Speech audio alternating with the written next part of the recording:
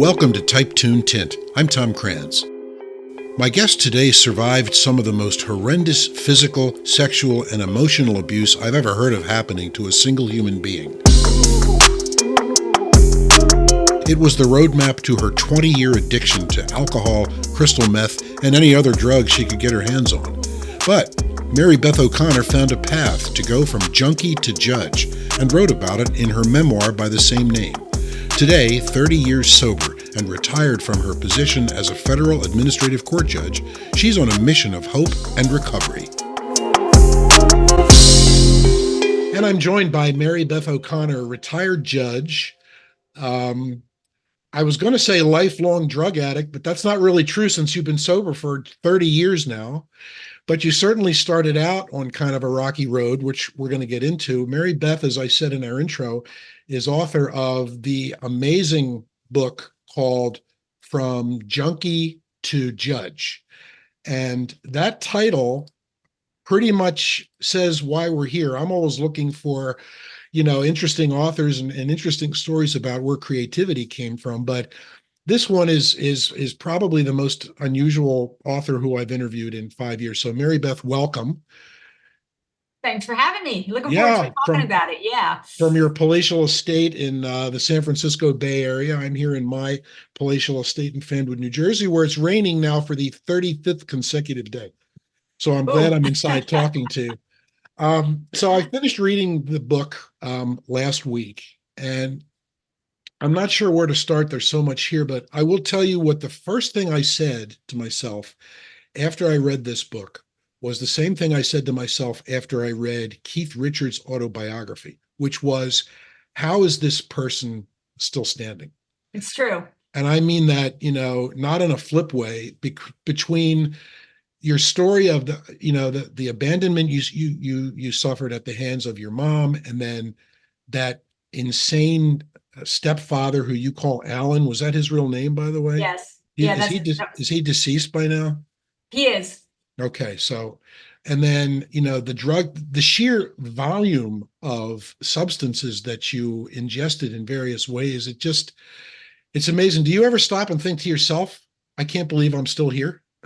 Well, I will say when I wrote the book, that was definitely one thing that I noticed. And part of it was good choices and part of it was pure luck, and that's just the reality of it. And certainly it's really amazing in a way that I ever got sober. Although now that I've done it, I see that it's actually a viable path for everyone. But at the time, it felt like my pain was so deep and so wide that I wasn't ever going to be able to have a normal life. But it turned out I was wrong, and I'm happy about that. Yeah, I mean, you talk about a success story here. There are a couple of things stood out to me and still stood out to me today. I guess it was the first time there's a story in which your friend Sally kind of introduces you to alcohol the first time, right? And she brings over to your house a bottle of Boone's Farm apple, I guess, right? Boone's Farm strawberry. Yes, yeah. Sorry, right. And so I highlighted a little chunk of the book from where you grab this, and you say, I snagged 2 of the Flintstone glasses, the ones that used to hold Welch's grape jelly, handed Sally the red Fred and kept the green Barney. I used to have Flintstone glasses at home. These were, Welch's grape jelly came in these jars, you washed them out, and then Flintstone glasses. I said, wow, I can't believe that. And then you talk about, we scrambled down the basement stairs and strode to the bar, really wooden boards nailed together because Alan never got around to finishing it. To set the mood, I turned on the neon Budweiser sign that hung on the paneled wall behind. And that was kind of the beginning of your exposure to alcohol. And then you were like 12, I think, right? I was 12, yes. And then you say that by the time you were a sophomore, you were essentially a full-fledged alcoholic. Well, I was definitely using alcohol a lot, but I was also using a lot of weed, some pills, and then a lot of acid. So it was a combination. It was really more a poly-drug approach at the time, but it still did involve a lot of alcohol. And then by the time you graduated high school, you were 17-ish, 18-ish, I'm guessing. You were on crystal meth by that time? Yeah, I found meth when I was 16, and it definitely became my drug of choice. In fact, I used the other drugs less and less because I was so committed to my meth. And I started shooting up within 6 months at the beginning of my senior year of high school. And I was in full bore addiction when I graduated from high school. And that began essentially 20 years of a struggle with addiction. Yeah, I mean, it definitely began the worst phase of it. Although when I went to college right after high school, that was actually the best. The best I ever did between like 13 and 32 was the first 3.5 years of college. I used mostly alcohol and I sometimes cocaine, which was new, sometimes pills or hallucinogens, mostly on the weekends. Sometimes it rolled into the week. But as you know, I had a very violent multi-assailant rape and then moved in with a violent boyfriend. And it was like the little grip that I had, I lost. And that's when I really went into an even steeper decline for the next 10 years. Yeah, amazing. So there's a quote here that I pulled out that I want to read to you, and then we'll talk about it real quick. People ask if I was born an addict. I can't really answer that. Gambling addiction runs in my family, but not chemical dependence. Is it environmental? I certainly experienced many of the risk factors: minimal parental supervision or support, emotional neglect and abuse, inconsistent discipline, and nearly constant family conflict. But this like brings back the first 145 pages of your book, where it's one story after another, literally, starting when at your first memory where you were abandoned, and then your mother made all these choices about the men she chose to mate with, and culminating in that abusive guy Alan here. All this changes the brain's stress systems, which such that I probably was more prone to substance use disorder. The physical abuse, sexual abuse, and witnessing domestic violence all likely exacerbated this vulnerability. And mom twice abandoning me to live with others undermined my sense of safety and ability to trust. That whole idea of being safe and loved Yes. is a recurring theme in your book. That's right. I mean, the violence is a big deal. And I always knew that that was a problem factor, but it took a while in therapy for me to see it actually started a lot earlier than that. A lot of it was the lack of connection to my mother, her not really feeling like anybody was caring for me. And she could be violent, but mostly she was just verbally aggressive and, could get out of control with anger. I remember when I was like 4, I had OCD-like tendencies. I was doing counting games and I like things to be in odd numbers and as soothing techniques. And so definitely the damage started very early, and then there were just more and more incidents, and it got worse and worse. And Alan escalated things to a very heightened level. Yeah. So another thing that was remarkable to me, that even during your high school years, and as you mentioned, your college years, you kept doing pretty well in school, right? I mean, you were Yes. getting A's and B's while you were, really kind of like doing all this stuff. What do you attribute that to? I mean, school was always my one special place. It's where I got a lot of positive attention. Teachers always took notice of me. I got special privileges, because I did so well. And so that was really something that was sort of a natural trait that I had that was actually valued, and I valued it as well. And so school was relatively easy for me in high school and earlier. And in college, I actually worked half time. And so I had a little bit more juggling. But again, the first 3.5 years, I was better. If I would have kept going in college the way I ended high school, I would not have been able to, have the good grades at Berkeley that I had. But I had that 3.5 years of relative, lower drug use, relatively speaking, higher than the average, higher than most, but better Gotcha. for me. And so I was able to do well academically. I see. A lot of the, a lot, pretty much all of your stories of that time when you were a teenager and when you were being beaten on by that guy and all the other stuff, they're really, really detailed. I mean, there's even one or two. I think the first time Alan crawled into bed with you in that first attempt at assaulting you, the detail that you remember is disturbing and uncomfortable. Given the fact that you were doing all those drugs and you were high most of the time and maybe even semi-conscious some of the time, your memory of these incidents is like incredible. How does that, did that just come to you as you sat down and wrote it? Did the stuff all just come back, or was it stuff that you carried with you the whole time? I mean, I'll say a couple things. One is there were many, many more incidents, which I'm sure I don't remember because it was such a frequent event. So what I remember were sort of like the highest intensity events, the ones that had the most impact on me emotionally, and I always remember them. On the other hand, I was taught in memoir classes to do different techniques like close your eyes, visualize the room. What were the colors? What were the sounds? Where were people standing? What was the body language? All of what were we wearing? What was said? And so I was taught techniques to sort of enhance and reconnect me to some of those memories.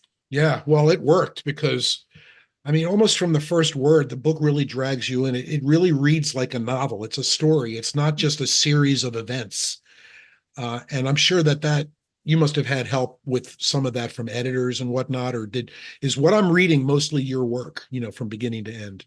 There was very little editing that was done after me. And so Really? I will say, so when I started thinking about the book, I actually hadn't read a lot of memoir. And when I read it, what I realized was, oh my God, it's written like a novel. Like I don't have novel writing skill sets. So I did take writing classes. I took memoir writing classes, but also just fiction, how to write a good scene, how to do dialogue. I went to writers conferences, like writing conferences, and I was in critique groups. And so I did get input, but I also did a lot of revision. And so I didn't send it out for an edit until it was as done as I knew how to make it. I had done everything I could, and I hired a developmental editor. And she told me that she's been doing it for like 12 years. She was more on the high end, and she does, 5 to 10 a month. And she said it was the best one she had read. So there was very little editing by her and almost none by the agent or the publisher. Sweet. Well, it's a great work. Did you write it linearly? Like, did you write it from beginning to end, or did you write it in chunks and then kind of assemble it later? So I first started by taking notes, like when I really started thinking about it was when I was appointed a judge, which was when I was 20 years sober. And it was sort of like a time of reflection, like how did I go from shooting meth to judge, right? And so I started taking notes about different events. And so I took a lot of notes over the first few months because I was a new judge, I was busy.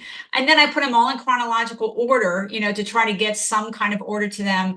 And then I started writing it mostly chronologically, unless there was a reason, like if I was in a writing class and the topic was something that came later in the book, I might work, on that section for the assignment. But generally speaking, I wrote most of it chronologically, Got it. except that chapter one was always out of chronological order because I wanted I wanted it to really, first of all, grab the reader, Sure. but also to make it clear that when I say that I was a junkie, I mean it. Like I wanted to really make it clear to the reader where we were going and why the book was called what it was called. Yeah, well, I got that right away. So we're going to take a break in just a moment to shamelessly promote my new book. But I want to go out with this one other quote here. This comes after you talk about really kind of you're in the depths of despair here with what's going on at home. And you write, I came to realize that rather than being submissive, I'd fought for my life by navigating this life-threatening situation. I finally trusted my contemporaneous decisions because in those moments, I understood all the nuances and the probabilities better than I ever could in hindsight. I became grateful to my younger self. I do believe my actions had an impact and probably saved me. I was savvy and able to think on my feet. I controlled my fear to do what needed to be done to increase my odds of getting out alive. And that is why I am still here today.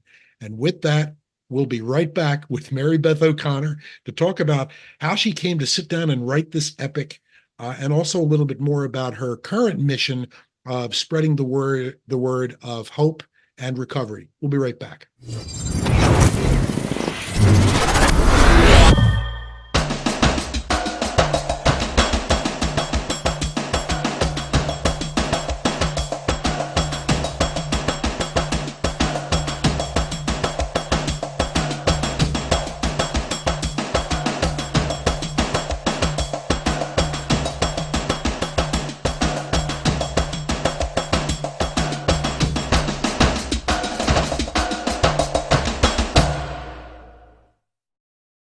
And we're back with Type 2 Tint and Mary Beth O'Connor, retired federal judge who spent 20 years as a pretty hardcore drug addict, the victim of all kinds of abuse. And, I got to say that your early life is, I guess it's a roadmap to how people become drug addicts. You Yes. know, when you Yes. see why you did it, and I guess as we said before, the recurring themes were just kind of a lack of feeling safe, a lack of love, and just wanting to feel better, right? Is that about to sum it up?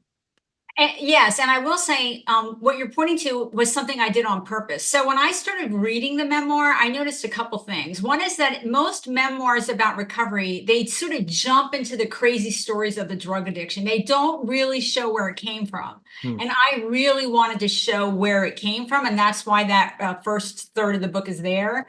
And then the other thing I noticed was at the end, a lot of recovery books are like, well, I went to a couple meetings and everything was great. And it's like, well, that's not how recovery works.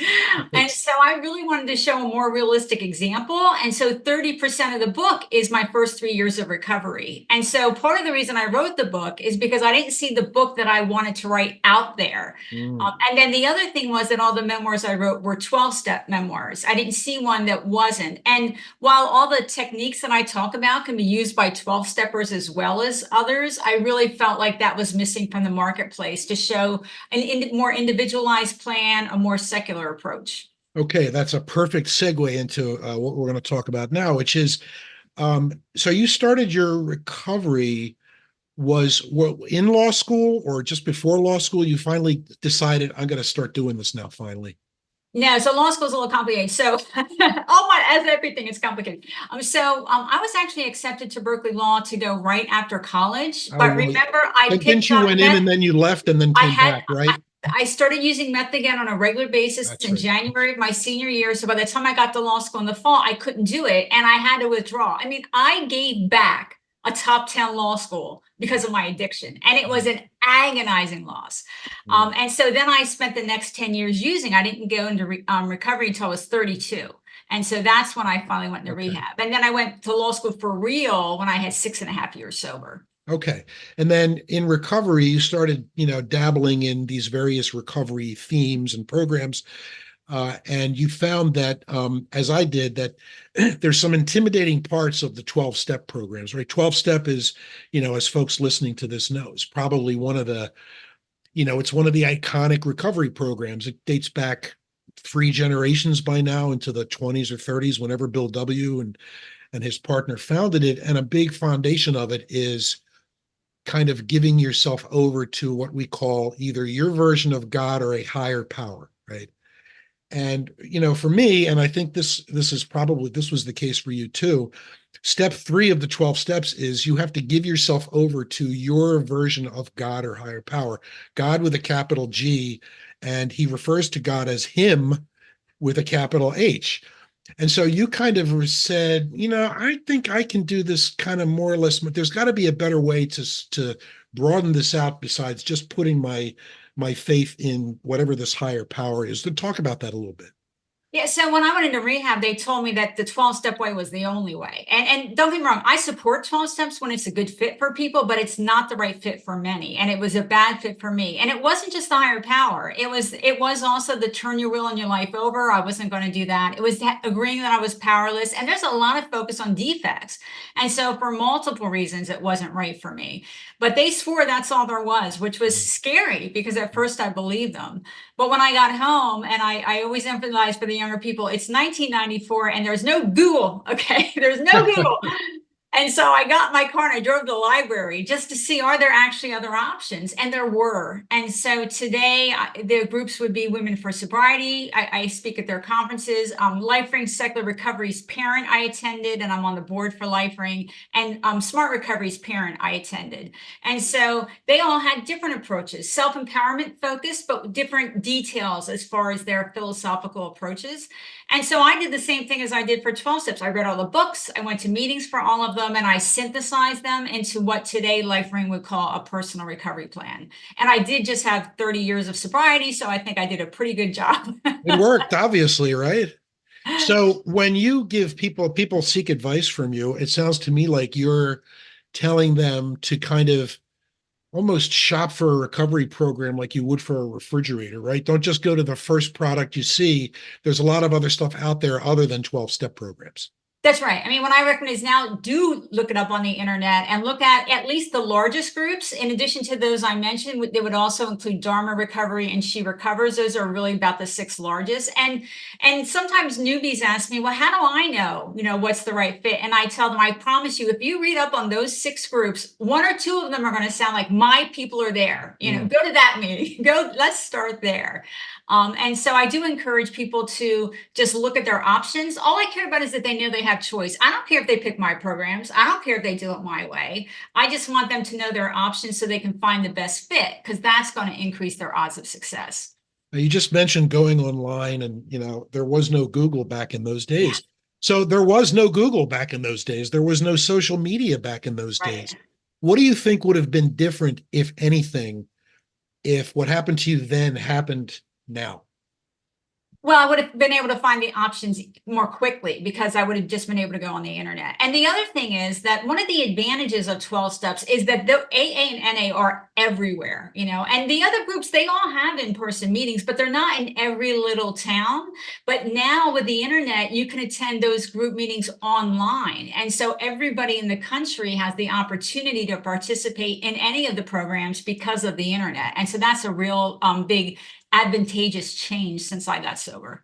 What do you think would have happened if you if as a teenager you had social media back in those days? Oh. We hear today about, kids walk around like this all day, and there's all this negative stuff and all these algorithms that are pointing them to, all kinds of, food addiction stuff. And do you think it would have been worse or better if you had access to social media when you were a teenager?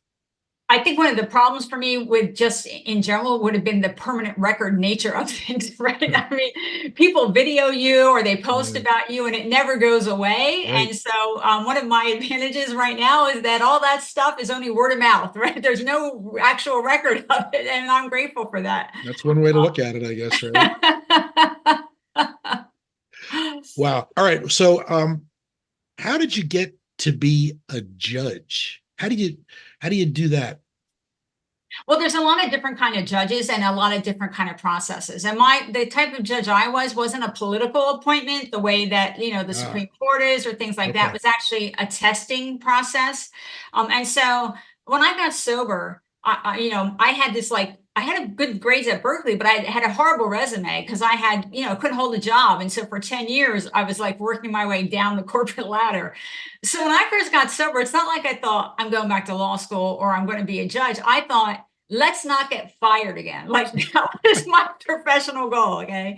But as I got more comfortable and I worked my way up a bit into middle management, and then at 6.5 years sober, I went to law school for real. And then I worked at a big law firm, and then I did class action work for the federal government. And then I went through the testing process to be a federal administrative law judge, and I scored really high. And so when I had 20 years sober, because I like to emphasize the dates, 20 years sober, Sure. I was appointed a federal administrative law judge. So that's how it played out for me. I don't remember off the top of my head what kind of actual criminal charges you accrued while you were doing this. Were you ever afraid that background checks would come to haunt you for So that or any other job?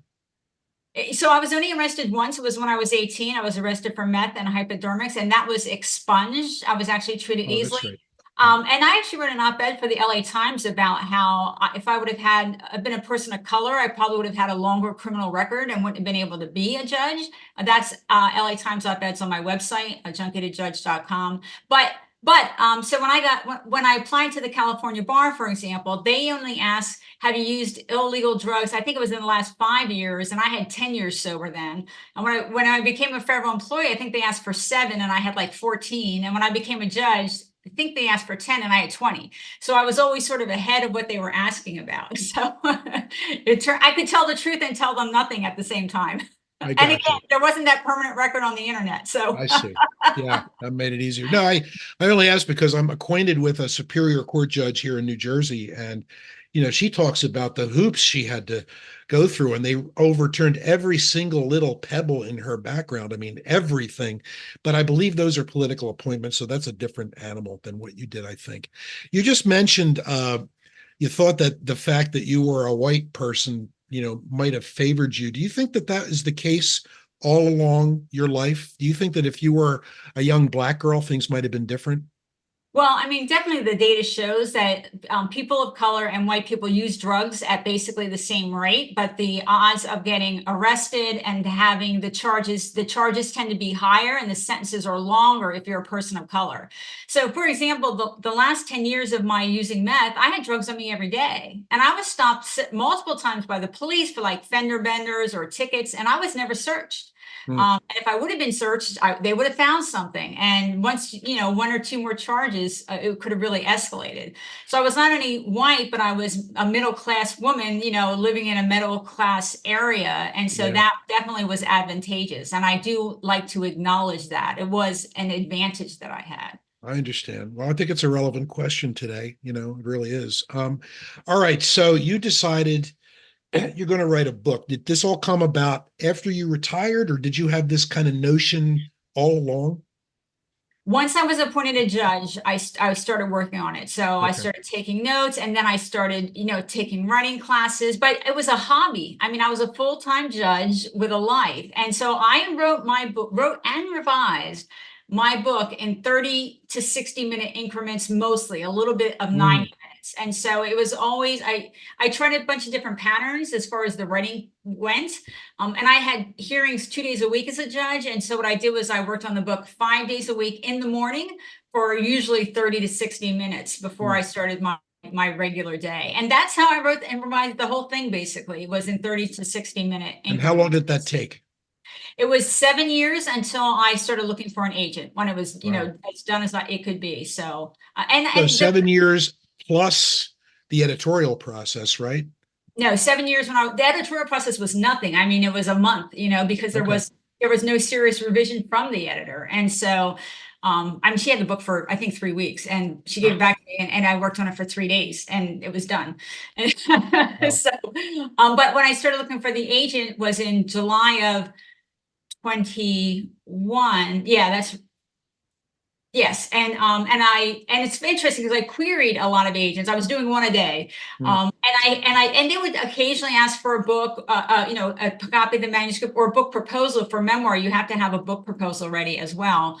And I would get a few, but they wouldn't get back to me or they pass. Usually they pass because of platform because I didn't have a million Twitter followers or something yeah. like that. Yeah. But then I got 3 agent offers at the same time. And then the book sold pretty quick to the small press. So toward the end, it was pretty fast. But then it was a year from when I signed my contract until the book came out. Tell me again the name of the groups that you're involved in and what their websites are, if you happen to know them off the top of your head. Of course. So I'm on the board for LifeRing Secular Recovery, which is peer support, and the website is lifering.org. And I'm on the board for She Recovers Foundation, which is sherecovers.org. And She Recovers is recovery not just from substance use, but also trauma, mental health, other behavioral disorders, sort of everything together, because most of the women with an addiction have one or more of those other areas to work on. And so those are two great organizations to check out if you're interested in non-12-step options for recovery. Although I'll also say both LifeRing and She Recovers have 12-step members as well. In other words, we don't require an exclusive commitment. I think 30% of She Recovers members actually also do 12 steps, and we Hmm. support that 100%. So people looking for options and information, and maybe people who are at the end of their rope, or maybe not quite at the end of their rope, those websites are good places where they can start. Yes, it'll give you a lot of good information. It's been really a privilege to read your book and to meet you. You're just an amazing person. I want to end with one more passage from your book because this is just a great way to end. Thus, to summarize, substance use disorder is not fun. It is a horrible, demoralizing, life-threatening, and life-altering experience. I was ruining my life, destroying my body. Sometimes I could not see this, other times I did not care. But mostly I did not know how to crawl out of this deep, dark hole. I continued on this self-destructive downward path for 2 decades. I'd ruined the academic and career opportunities I had worked for and wanted, and maybe demolished my relationship with Doc, your now husband. For the last few years, I knew I was a junkie, but did not believe I could live any other way and did not have the energy to pursue recovery. At least I didn't until I did. And thank goodness you did, huh? Thank you. Yes. Thank you. I really try to use the book as a source of hope for people who are struggling as well. And so hopefully that sort of sums it up a little bit. I appreciate it. Mary Beth O'Connor, my pleasure and a privilege. Thank you very much and stay well. Thanks for having me.